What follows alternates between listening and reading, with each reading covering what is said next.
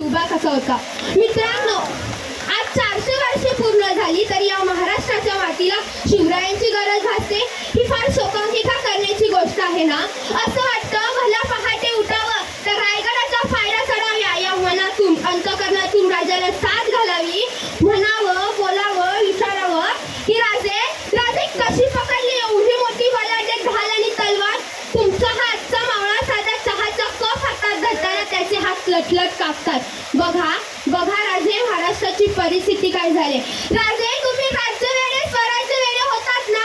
तुमचा हा आजचा मावळा पाण्याची तहान कशी बियर पिऊन भागवतोय. बघा बघा राजे, महाराष्ट्राची परिस्थिती काय झाली. महाराज कशी सांगावी तुम्ही एवढी मोठी प्रजा, ती जिजाऊ साहेबांचा. तुमचा हा आजचा मावळा म्हणतोय आम्ही दोन, आमचे दोन, आमच्यात होतोय चौकोन, चौकोनातले सातात दोन, उरलेल्यांना आधार कोण.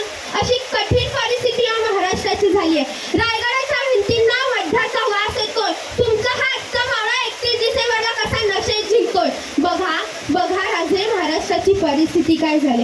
राजे रायगडावर उभारली तुम्ही शिवराष्ट्राची गुढी. राजे रायगडावर उभारली तुम्ही शिवराष्ट्राची गुढी. तुम्ही नसतात तर चढली असती मराठ्यांची मडी.